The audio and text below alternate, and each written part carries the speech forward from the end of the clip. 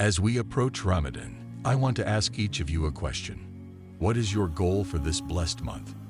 What do you want to achieve by the end of Ramadan? Think about it.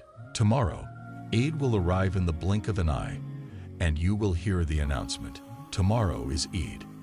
Then the question will be, what did you achieve this Ramadan? I always ask myself this question every year, and it's something I encourage all of us to reflect on. While millions will fast and pray, life will continue for many. Work, school, exams, family obligations, and so on. So, what makes this Ramadan special for me? This question is crucial for us all to consider as we prepare for the final days of this blessed month. I feel a sense of anxiety as we near the end of Ramadan, not because I fear missing out on something worldly, but because I want to meet Allah as a better person, someone who has used this month to improve and grow in faith. I don't want to waste this opportunity to stand before Allah, knowing I did my best to please Him. We all need to ask ourselves, what is our goal in Ramadan? And what do we want to bring to Allah at the end? As we reflect on this, let's remember the importance of sincerity and the pursuit of love for Allah. How many of us really understand the depth of the words, Ya Allah, I ask you for your love, for the love of those who love you, and for every deed that brings me closer to your love. This is something we should ask ourselves, young and old alike, because it defines the goal of our Ramadan. In our daily lives, we often hear talk about planning and goals. Whether it's about work, business, or life in general, we plan to be the best in our jobs, our homes, for our children's education. There is nothing wrong with striving for excellence in this world, but why not make Jannah the ultimate goal? Why not make pleasing Allah our primary objective?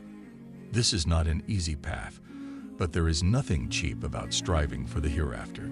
This Ramadan, treat it as if it is your last. What would you do differently if you knew this was the final chance to fast, pray, and seek Allah's mercy? Reflect on your personal commitment to worship and obedience. One of the most important lessons is the concept of tawbah, repentance, a key aspect of Ramadan. Tawbah is not just a verbal act of repentance. It is a complete turning back to Allah with sincerity. As one scholar defined it, tawbah is doing what Allah has commanded and staying away from what He has forbidden.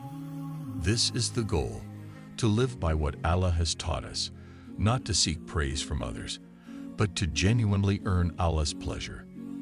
The essence of Ramadan is to draw closer to Allah through worship, knowledge, and sincere repentance. Set a goal for yourself.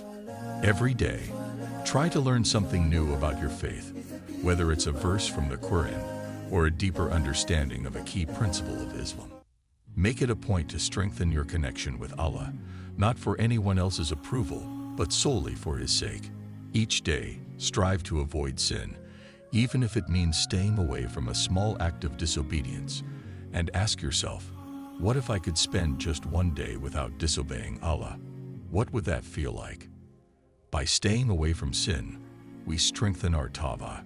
The Quran beautifully reminds us in Surah At-Talaq, Allah will open the doors of mercy for those who strive to stay on the straight path.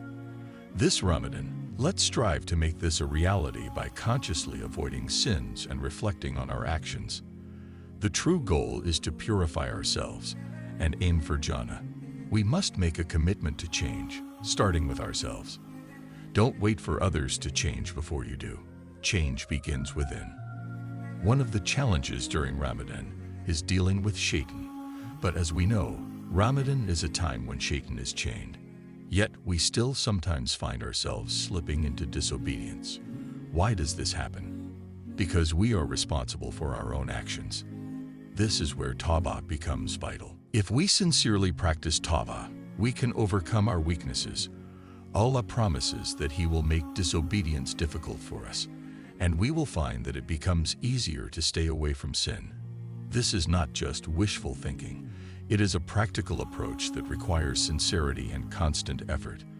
The more we practice, the more Allah will help us and guide us towards righteousness.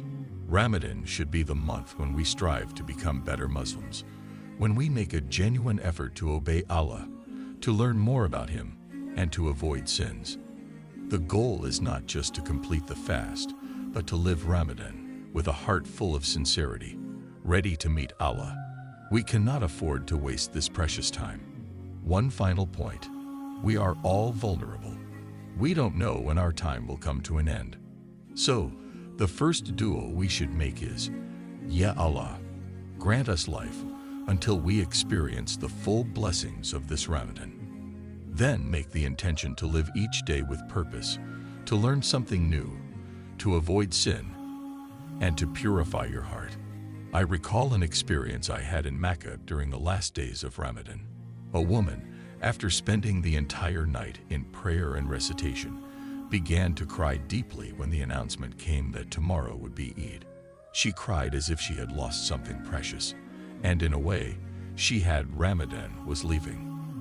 That moment stayed with me because it was a reminder of how deeply we should feel about the departure of this blessed month. May Allah grant us the strength to make this Ramadan our best one, full of repentance, learning, and sincere devotion.